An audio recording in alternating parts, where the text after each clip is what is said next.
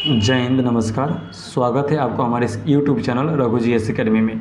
Friends, आज का हम इस वीडियो में बात करेंगे बिहार पुलिस के मोस्ट इम्पोर्टेंट जो क्वेश्चन है हमारा, उसके ऊपर हम लोग बात करेंगे। ये जो क्वेश्चन है बिहार पुलिस में आने की अधिक संभावनाएं हैं, क्योंकि जो हमारा क्वेश्चन अभी लाया गया है कहीं से उठाकर पीडीएफ या कॉपी पेस्ट नहीं है दोस्त। ये बहुत अनुभवी टीचरों के द्वारा बनाया गया है और इसमें हम लोग देखेंगे कि ये जो हमारा पीडीएफ आया है ये हमारे ऑफलाइन संस्था में प्रति संडे के दिन टेस्ट चलाया जाता है। बसंतपुर जो सफलता एक्सप्रेस कॉम्पिटिटिव क्लास चलता है वहाँ पे इसका क्या चलाया जाता है, टेस्ट चलाया जाता है। और इसका टोटल लगभग हम लोग बिहार पुलिस का 40 से 50 टेस्ट करवाते हैं। अगर आप इसका पीडीएफ प्राप्त करना चाहते हैं तो आप हमारे टेलीग्राम चैनल को ज्वाइन कर सकते हैं, लिंक नीचे डिस्क्रिप्शन में है। इस पीडीएफ को मात्र 99 रुपये में आप प्राप्त कर सकते हैं, 99 रुपये में। ठीक है दोस्त, चलिए अब हम अपने मुद्दे पर आते हैं और इसके बारे में हम लोग बात करते हैं। ध्यान दीजिएगा, क्वेश्चन नंबर 1 है कि एक अधातु, ध्यान दीजिएगा, एक अधातु जो कमरे के तापमान पर द्रव के रूप में रहता है वह है, यानी कि बताना है कि वह अधातु जो कमरे के ताप पर द्रव के रूप में पाया जाता है। देखते ही आप मारे होंगे Hg पारा, जो कि फ्रेंड्स बिल्कुल ही गलत है। आपका हो जाएगा ब्रोमीन, क्योंकि जो Hg है ना ये धातु है, ठीक है, और ब्रोमीन जो है एक प्रकार की अधातु है। ठीक है, आइए नेक्स्ट क्वेश्चन हम लोग देखेंगे। क्वेश्चन नंबर 2 है IPL 2025 में पर्पल कैप किसने जीती है। याद रखिएगा दोस्तों, जो पर्पल कैप होता है किसे दिया जाता है, तो पर्पल कैप दिया जाता है वैसे खिलाड़ी को जो क्या करता है, अधिक विकेट लेता है। ठीक है, जो अधिक विकेट लेगा उसे हम लोग क्या देते हैं, पर्पल कलर का कैप दिया जाता है। अगर जो ज़्यादा रन लगाता है, जो ज़्यादा रन लगाता है उसे दिया जाता है ऑरेंज कलर का। किस कलर का दिया जाता है, ऑरेंज। यही दिया जाता है पर्पल कलर का। ठीक है, तो याद रखिएगा, अधिक रन लगाने वाले को ऑरेंज कैप और अधिक विकेट लेने वाले को पर्पल कैप दिया जाता है। और ये वर्तमान में किसको दिया गया है, तो अधिक विकेट कौन लिया है, प्रसिद्ध कृष्णा खिलाड़ी जो हैं ये क्या किए हैं कि पर्पल कैप का भागीदारी बने हैं। ठीक है, नेक्स्ट क्वेश्चन देखेंगे, 3 नंबर जो क्वेश्चन है हमारा, ध्यान दीजिएगा दोस्तों। क्वेश्चन है भारत में सर्वाधिक राजस्व प्राप्त होता है, यानी कि भारत में सबसे अधिक टैक्स किससे प्राप्त होता है, तो याद रखिएगा उत्पाद शुल्क से सबसे अधिक टैक्स हमें प्राप्त होता है। उत्पाद शुल्क कहे तो दोस्तों, उत्पाद शुल्क का मतलब हो गया आपका तंबाकू, मादक पेय, संचार, ईंधन से जो हमें टैक्स प्राप्त होता है उससे हम लोग बोलते हैं उत्पाद शुल्क। और इससे हमें क्या होता है, बहुत अधिक टैक्स प्राप्त होते हैं, यानी कि लगभग देखिएगा तो 18 से 30% के बीच में इसमें सबसे 25 से 30% हमारा क्या होता है, टैक्स प्राप्त होता है। 25 से 30% हमें क्या होता है, इसमें टैक्स प्राप्त होता है। ठीक है, किससे, उत्पाद शुल्क से। नेक्स्ट क्वेश्चन देखेंगे कि निम्नलिखित में से कौन सा एक सत्य फल है। निम्नलिखित में से कौन सा एक सत्य फल है। सत्य फल का मतलब क्या होता है, तो सत्य का फल मतलब होता है जो वैसा फल जो हमें अंडाशय से प्राप्त होते हैं, वैसा फल जो हमें अंडाशय से प्राप्त होते हैं। तो अनानास देखिएगा दोस्त, ये अंडाशय से प्राप्त नहीं होता। सेब भी नहीं होगा क्योंकि इसके अंदर एक बीज पाया जाता है। काजू भी नहीं होगा, इसमें क्या हो जाएगा, हमारा नारियल हो जाएगा। ठीक है दोस्त, इसका आंसर क्या हो जाएगा, नारियल हो जाएगा। क्या हो जाएगा आंसर इसका, नारियल। याद रखिएगा। नेक्स्ट क्वेश्चन देखेंगे, क्वेश्चन नंबर 5। जून 2025 में प्रधानमंत्री मोदी के नेतृत्व वाली एनडीए की सरकार केंद्र में कितने वर्ष से पूरे किए। ध्यान दीजिएगा, इसका आंसर हो जाएगा 11 वर्ष, क्योंकि देखिएगा बीजेपी की जो सरकार है वर्तमान में जो एनडीए की सरकार है ये 2014 से कितने वर्ष से दोस्त, 2014 से ये अभी सत्ता में है। कितने वर्ष हैं, 2014 से सत्ता में है। अभी क्या हो रहा है, 2025 से। ठीक है, तो लगभग हमारा बोल सकते हैं कि 11 वर्ष से क्या है, ये सत्ता में है। ठीक है, कितने वर्ष से सत्ता में है, 11 वर्ष से। क्वेश्चन नंबर 6, ध्यान दीजिएगा, जनगणना 2027 में कौन सी महत्वपूर्ण नई सुविधा शामिल की गई है। जनगणना 2027 में, तो अभी आप लोग सभी को पता होना चाहिए, हाल फिलहाल में ट्रेंडिंग में चल रहा है जातिगत जनगणना। क्या हो जाएगा इसका आंसर, जातिगत जनगणना 2027 में से क्या किया जाएगा, शामिल किया जाएगा। ठीक है, जातिगत जनगणना। ठीक है, 1930 में से बंद किया गया था, अब वो क्या हो जाएगा, फिर से शुरू हो जाएगा 2027 से। ठीक है, आगे नेक्स्ट क्वेश्चन देखेंगे, याद रखिएगा। नेक्स्ट क्वेश्चन देखेंगे हम लोग 7 नंबर, क्वेश्चन नंबर 7। 5 जून को मनाए जाने वाले विश्व पर्यावरण दिवस 2025 का मुख्य विषय क्या है, यानी कि जो हाल फिलहाल में विश्व पर्यावरण दिवस मनाया गया है। विश्व पर्यावरण दिवस कब मनाया जाता है दोस्तों, 5 जून को। कब मनाया जाता है, 5 जून को। तो 5 जून को मनाए जाने वाले विश्व पर्यावरण दिवस 2025 का मुख्य विषय क्या है। ध्यान दीजिएगा, अभी जो पर्यावरण दिवस मनाया गया है इसका अगर ऑफिशियली हम लोग देखेंगे तो जो हमारा कोरिया गणराज्य देश है, कोरिया गणराज्य, यहाँ पर इसका आयोजन किया गया था। कोरिया गणराज्य में इसका आयोजन किया गया था। परंतु देखिएगा अभी इसमें क्या रखा गया, मतलब इसका मुख्य मुद्दा क्या था, तो मुख्य मुद्दा था प्लास्टिक प्रदूषण को समाप्त करना, प्लास्टिक प्रदूषण को समाप्त करना। ये देख सकते हैं कि जो प्लास्टिक प्रदूषण है वर्तमान समय में ये बहुत बड़ा प्रदूषण हो चुका है। जलवायु कार्रवाई देखेंगे तो जलवायु के ऊपर कार्रवाई ठीक ठाक है हमारे। स्वच्छ ऊर्जा वन रोपण ये हमारे इसमें से कोई नहीं होगा, लेकिन इसमें आंसर क्या हो जाएगा, प्लास्टिक प्रदूषण को समाप्त करना। देखिएगा फ्रेंड्स अभी पूरे विश्व में प्लास्टिक का उपयोग इतना बढ़ चुका है कि पृथ्वी जो हमारी है, अभी देखिएगा यहाँ पे तापमान वगैरह बहुत ज़्यादा हो रहा है, क्योंकि जो प्लास्टिक है ये रिसाइक्लिंग के माध्यम से इसको हम लोग कम कर सकते हैं, और नहीं तो इसका अब हम लोग लगातार प्रयोग करेंगे तो आने वाले समय में हमारे पृथ्वी के लिए बहुत ज़्यादा क्या होगा, क्षति हो जाएगा। ठीक, नेक्स्ट क्वेश्चन हम लोग चर्चा करेंगे, क्वेश्चन नंबर 8।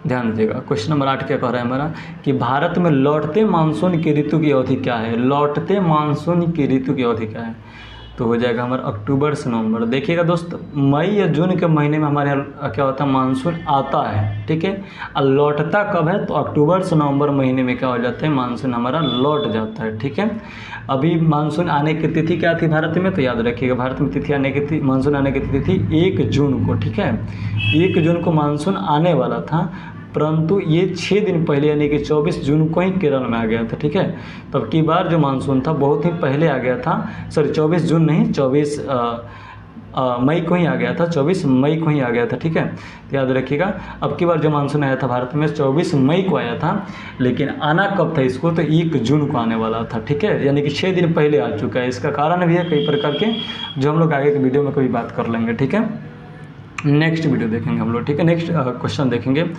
याद रखिएगा दोस्तों, विश्व का सर्वाधिक शुष्क स्थल कौन सा है। विश्व के सर्वाधिक शुष्क स्थल, यानी कि शुष्क मतलब जहाँ पे बारिश वगैरह कुछ भी नहीं होता है, समझ रहे ना, पानी की बहुत ही कमी है वहाँ पे।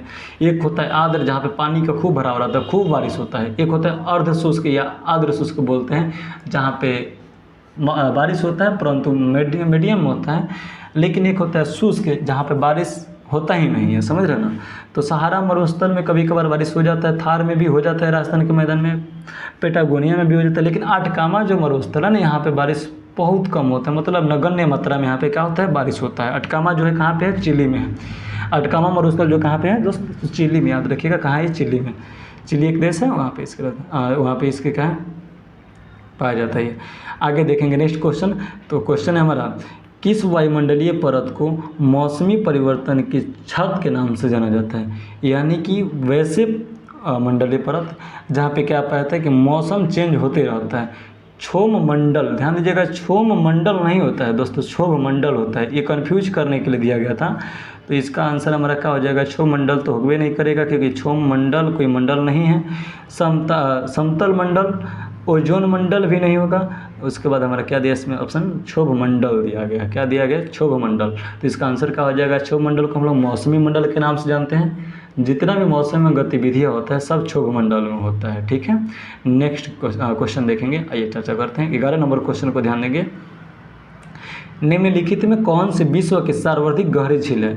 विश्व के सबसे गहरी झील कौन से दोस्त, बैकाल झील है। कौन सा झील है, बैकाल झील। ये कहाँ है बैकाल झील, तो रूस में। कहाँ है दोस्त, रूस में।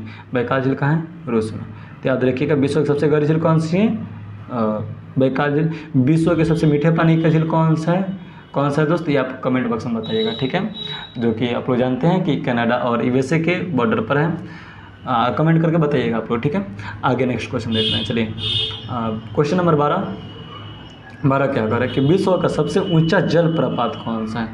विश्व के सबसे ऊंचा जलप्रपात। ऊंचा जलप्रपात का दोस्त मतलब क्या होता है, जलप्रपात का मतलब होता है जहाँ से समझ लीजिए कि किसी पर्वत से या किसी पठार से बहुत तेज़ी से जल गिर रहा हो, समझ जलप्रपात बोलते हैं। जैसे कि पठारी भाग हो गया, मान लीजिए पठार हो गया, ठीक, और यहाँ से नदी बह रही है, अचानक से ऐसे 90 डिग्री तो नहीं घूम कर गिरेगी, क्या करेगी, ऐसे फेंकने लगेगी पानी, ठीक है, ऐसे जल गिरने लगेगा, तो इसे हम लोग बोलते हैं जलप्रपात। ठीक है, तो ये जलप्रपात, विश्व के सबसे ऊँचा जलप्रपात कौन सा है दोस्त, तो आप बताइए कमेंट में।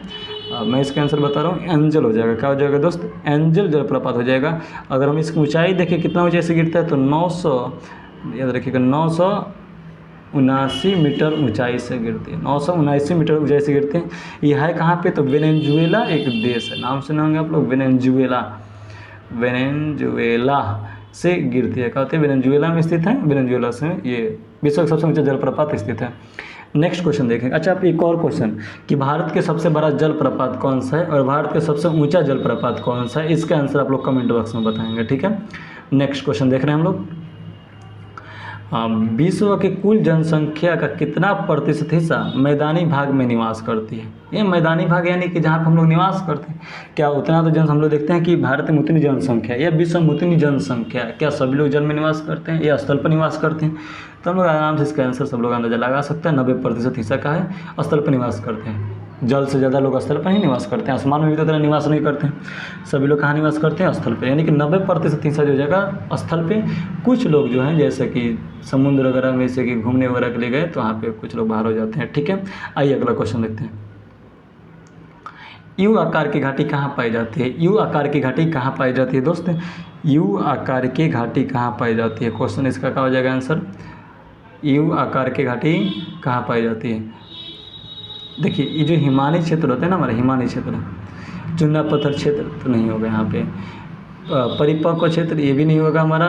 हिमालय क्षेत्र देखिए जहाँ से हमारा क्या होता है, झील वगैरह है ना, जहाँ पे झील वगैरह इसी तरह, तो वहाँ पर यू आकार की घाटी अधिकांशतः पाई जाती है, ठीक है। नेक्स्ट क्वेश्चन देखेंगे हम लोग, ठीक है।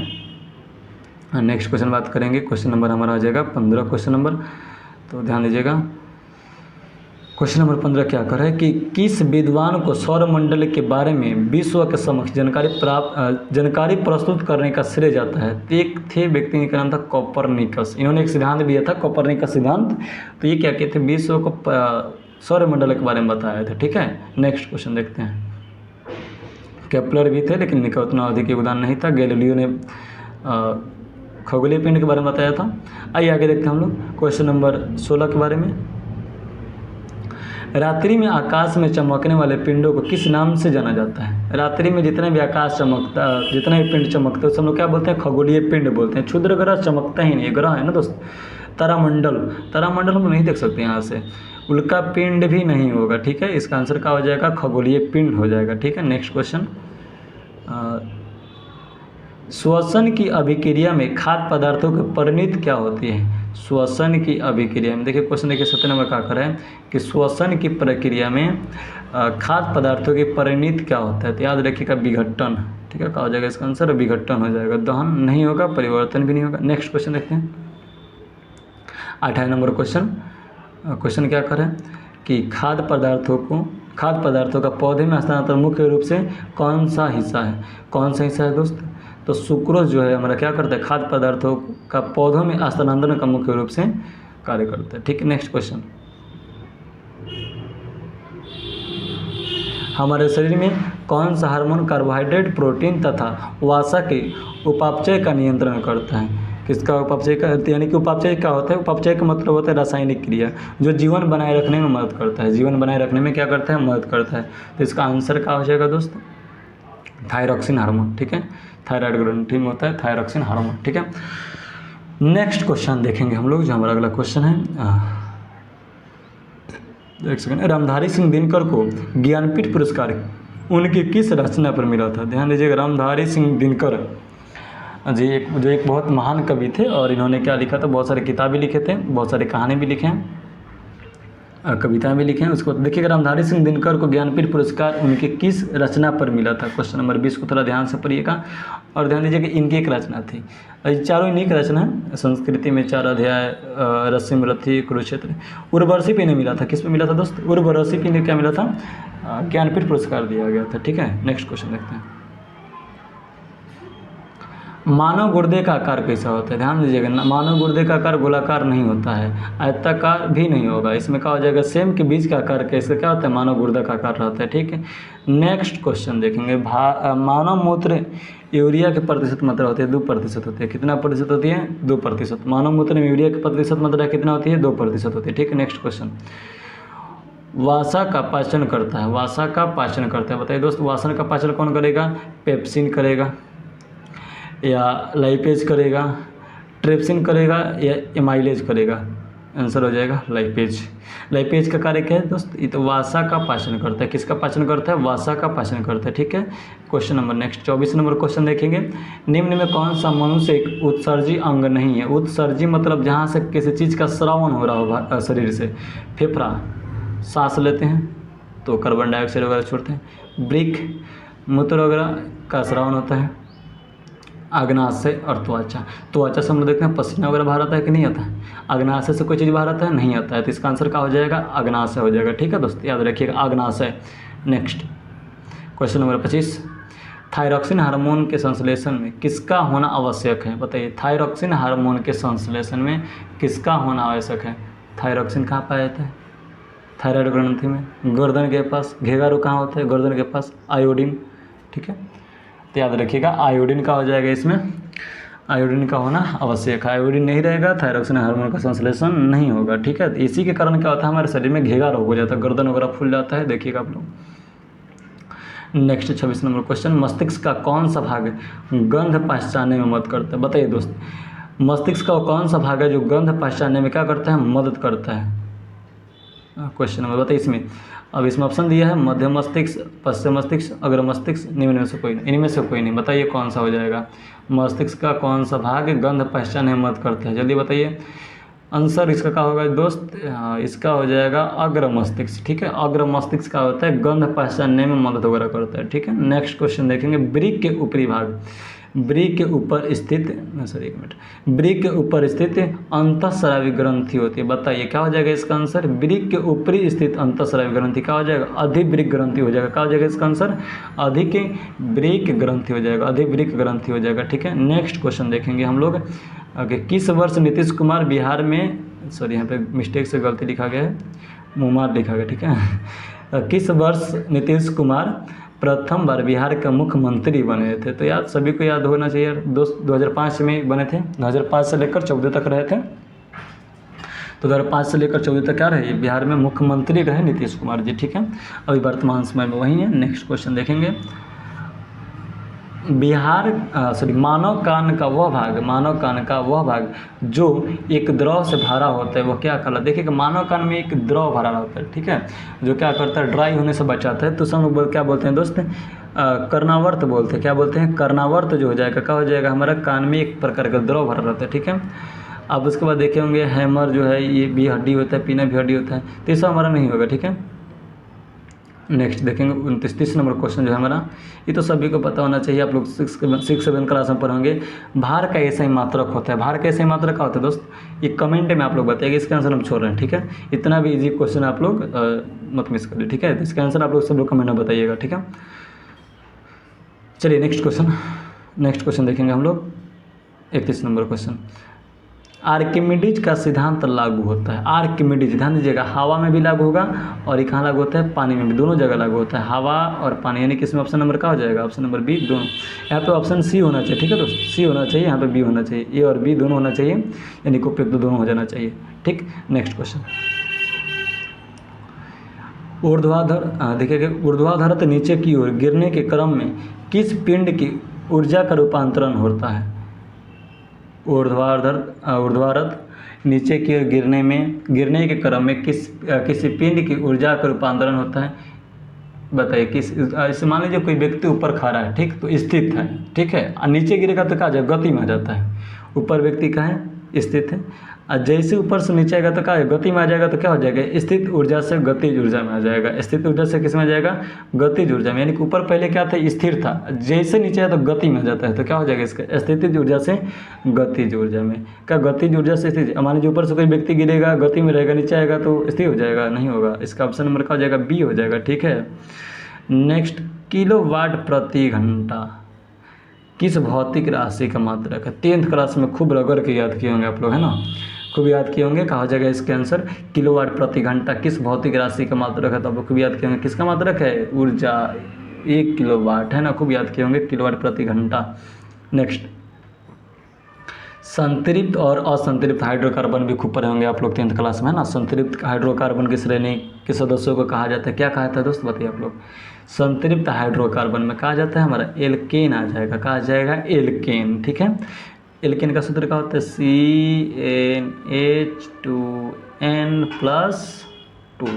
ठीक है, CnH2n+2 इसका फॉर्मूला हो जाता है, निकालने का इसका समूह का। ठीक है, नेक्स्ट क्वेश्चन देखेंगे हम लोग।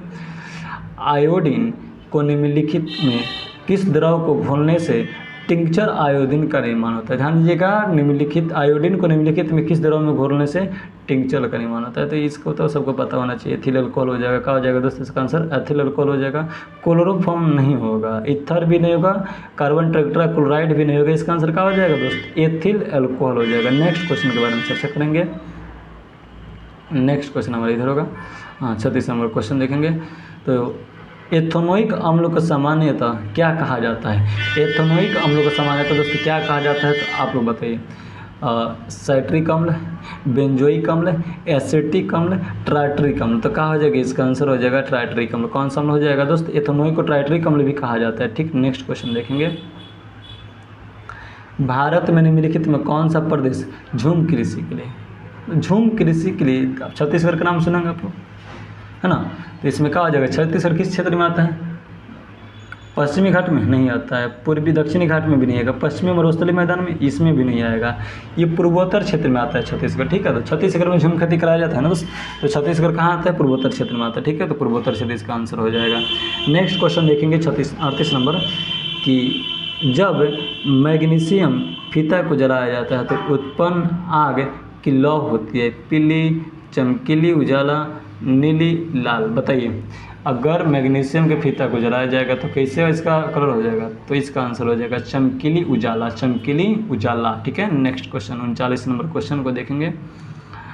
क्वेश्चन नंबर 39 है कि 1917 में विश्व युद्ध से अलग होने वाला राष्ट्र कौन सा था? ये सभी को पता था, ये सभी लोग को पता है कि शुरुआत दौर में सोवियत संघ जो था, यूएसएसआर का हो गया, अलग हो गया। ठीक है, 1917 में विश्व युद्ध में अलग होने वाला प्रथम राष्ट्र कौन था? तो सोवियत संघ था। हारा कौन था? जर्मनी हारा था। शुरू कौन किया था युद्ध को? जर्मनी। देखिएगा, कोई मूवी होता है तो मूवी में पहले विलन का एंट्री होता है, फिर विलन का कुटाई हो जाता है, कस के तो बाहर हो जाता है, पहले ही बाहर हो जाता है। ठीक है, उसी प्रकार जर्मनी युद्ध का शुरुआत करता है, इसका कस के कुटाई हो जाता है, कुटाई होने के बाद क्या होता है? खुद ही बाहर हो जाता है। ठीक है, विलन का कार्य किया था, युद्ध का शुरुआत किया। शुरुआत करने के बाद पहले शुरुआती दौर में मेढक जैसे खूब भादु वाला मेढक इससे कूद का, और उसके बाद इससे कुटाई होने के बाद क्या हो गया? अपने आप पीछे हट गया बेचारा, है ना? आगे नेक्स्ट क्वेश्चन देखते हैं। ठीक है, आहार श्रृंखला में मौजूद मेढक, टीडा, घास और सांप में यदि घास प्रथम पोषणीय स्तर पर है तो तृतीय पोषी स्तर पर क्या होगा? ध्यान दीजिएगा, कह रहे घास को प्रथम स्तर पर रखेंगे तो घास को कौन खाएगा दोस्त? घास कौन खाता है? घास को कौन खाएगा? टिड्डा खाएगा। सेकंड पे क्या हो जाएगा? टिड्डा हो जाएगा। कीड़ा जो होंगे छोटे छोटे, ये खा लेंगे इसको। ठीक है, उसके बाद देखेंगे तीसरे नंबर पे किससे आ जाएगा? क्या आ जाएगा हमारा दोस्त? मेढक। टिड्डा को कौन खाएगा? मेढक खाएगा। टिड्डा को कौन खाएगा? मेढक। तो इसका आंसर क्या हो जाएगा? मेढक हो जाएगा। ठीक है, घास को खाया टीडा, टीडा को खाया मेढक, मेढक को खाएगा सांप, है ना? तो ये हो जाएगा हमारे आंसर, इसका क्या हो जाएगा? मेढक हो जाएगा। नेक्स्ट क्वेश्चन देखेंगे, विधवा पुनर्विवाह कानून कब बना था? विधवा पुनर्विवाह कानून कब बना था? बताइए दोस्त, इसका आंसर आप बताइए। तो आंसर हो जाएगा 1856 ईस्वी, 1856 ईस्वी। ठीक है, नेक्स्ट क्वेश्चन, भारतीय संविधान भारत के राष्ट्रपति को अधिकार नहीं देता है। बताइए, राष्ट्रपति को भारत के संविधान में किस अधिकार को राष्ट्रपति से वंचित रखा जाता है? भारतीय संविधान में किस अधिकार से भारत के राष्ट्रपति को वंचित रखा जाता है? बताइए। प्रधानमंत्री की नियुक्ति का, राज्यों के मुख्यमंत्री की नियुक्ति का, रक्षा बलों के सर्वोच्च कमांडर होने का, देश के किसी विभाग में आपातकालीन। ऑप्शन नंबर डी लागू करवाएंगे चारों तरफ। रक्षा बलों के सर्वोच्च कमांडर यही होते हैं, राज्य के मुख्यमंत्री का नियुक्ति ये नहीं करते हैं। ठीक है दोस्त, प्रधानमंत्री का नियुक्ति करेंगे लेकिन राष्ट्रपति के नियुक्ति राज्य के मुख्यमंत्री का नियुक्ति ये नहीं करते हैं। कौन? राष्ट्रपति जी नहीं करते हैं। ठीक है, नेक्स्ट क्वेश्चन हम लोग चर्चा करेंगे 43 नंबर। इसका आंसर हो जाएगा, ऊपर वाला का आंसर हो जाएगा आप लोगों का बी हो जाएगा आंसर। ठीक है, 43 नंबर क्वेश्चन देखते हैं। बिहार प्रदेश को किस मुस्लिम शासक ने सर्वप्रथम जीता था? बताइए दोस्त, ये बहुत ईजी क्वेश्चन है, बहुत फेमस क्वेश्चन है। ठीक है, क्वेश्चन ये खूब पूछता है। तो इसका आंसर क्या हो जाएगा दोस्त? बाबर तो नहीं होगा, तुगलक भी नहीं होगा, चंगेज खान तो भी नहीं किया। तो बाद में देखेंगे हम लोग। खिलजी कहा जाएगा, इसका आंसर हो जाएगा खिलजी। ठीक है, खिलजी इसका आंसर हो जाएगा। ठीक, नेक्स्ट क्वेश्चन, निम्नलिखित में कौन सा सबसे पुराना स्मारक है? सबसे पुराना स्मारक यानी कि सबसे पुराना जो बिल्डिंग है कौन सा है? स्मारक यानी कि जो किला वाला होता है, तो क्या हो जाएगा हमारा? अजंता की गुफा हो जाएगा। अजंता की गुफा का है सबसे भारत के सबसे पुराना गुफा स्मारक है। ठीक है, नेक्स्ट क्वेश्चन पर चर्चा करेंगे। क्वेश्चन नंबर 45 है कि भारत का संविधान किसके द्वारा ग्रहण किया गया? बताइए, भारतीय संविधान किसके द्वारा ग्रहण किया गया था? ये तो क्वेश्चन आपको सबको पता होना चाहिए। भारतीय संविधान जब पहली बार बना था तो किसके द्वारा ग्रहण किया गया था? ये क्वेश्चन सबको पता होना चाहिए। ऑप्शन दिया है गवर्नर जनरल, सेकंड है ब्रिटिश संसद, तीसरा है संविधान सभा, चौथा है भारत की संसद। बताइए किसके द्वारा इसको ग्रहण किया गया था? पहली बार संविधान सभा, भाई संविधान है, पहली बार ग्रहण कौन करेगा? संविधान सभा करेगी। नेक्स्ट क्वेश्चन देखेंगे, प्रथम मैसूर युद्ध किनके बीच लड़ा गया था? बताइए, मैसूर युद्ध किसके? ब्रिटिश और हैदर अली। याद है? टीपू सुल्तान के पिताजी जो थे ब्रिटिश और हैदर अली के बीच में लड़ा गया था। सैनिक कमांडर हैदर अली जो थे क्या किए थे? पहली बार मैसूर की लड़ाई लड़े थे। किससे? ब्रिटिशर्स से। ठीक है, नेक्स्ट क्वेश्चन देखते हैं। इनमें से कौन सबसे बड़ा, सबसे तेज और सबसे महंगा कंप्यूटर है? देखिए, हाल फिलहाल में, मतलब हाल फिलहाल में कि अभी बहुत ज़्यादा ट्रेंडिंग में भी था, इनमें से कौन से सबसे बड़ा, सबसे तेज और सबसे महंगा कंप्यूटर कौन सा है? तो सुपर कंप्यूटर। दोस्त क्या हो जाएगा इसमें? लैपटॉप तो बहुत आप लोग देख रहे हैं कि सभी घर पर होना चाहिए। पर्सनल कंप्यूटर मोबाइल वगैरह हो जाएगा। नोटबुक तो और भी नहीं होगा इसमें। सुपर कंप्यूटर क्या हो जाएगा? सबसे महंगा कंप्यूटर माना जाता है। लैपटॉप नहीं होगा। पर्सनल कंप्यूटर से मोबाइल वगैरह यूज़ करते हैं कि महंगा तो नहीं, सबके पास फ़ोन है। ठीक है, नोटबुक भी नहीं होगा। नोटबुक जैसे कि देखते हैं आप लोग टैब वगैरह के रूप में। और सुपर कंप्यूटर बहुत महंगा आता है दोस्त, इसको हटाइए। नेक्स्ट क्वेश्चन देखते हैं। राज्यसभा के सभापति अपना त्यागपत्र संबोधित करता है, किसको त्यागपत्र देगा? उप सभापति को। किसके देगा? उप सभापति को अपना त्यागपत्र देते हैं। ठीक है, राष्ट्रपति को नहीं देंगे, तो भाई राज्यसभा के सभापति। प्रधानमंत्री बिल्कुल भी नहीं देंगे। चलिए नेक्स्ट क्वेश्चन देखेंगे। 49 नंबर क्वेश्चन है, निम्नलिखित में कौन सा भारत के प्रथम कानून मंत्री थे? ये तो सबको पता होना चाहिए। डॉक्टर बाबा साहब भीमराव अम्बेडकर। ठीक है, बी आर अम्बेडकर। ठीक है, बी आर अम्बेडकर। ठीक, नेक्स्ट क्वेश्चन देखेंगे। भारत के प्रथम शिक्षा मंत्री कौन थे? मौलाना अबुल कलाम आज़ाद। मौलाना अबुल कलाम आज़ाद शिक्षा मंत्री थे। ठीक है, शिक्षा, एजुकेशन मिनिस्टर थे। ठीक है, नेक्स्ट देखेंगे हम लोग क्वेश्चन नंबर 50 और आज के टॉपिक जो हमारा लास्ट टॉपिक रहेगा और लास्ट क्वेश्चन रहेगा। अगले जो हमारा एपिसोड आएगा उसमें हम लोग 51 से शुरू करेंगे, 100 तक के बीच में गणना करेंगे। ठीक है, भारत में सर्वाधिक क्षेत्र में फैले हुए वनों को क्या बोलते हैं? बताइए, भारत में सबसे अधिक वन कौन सा फैला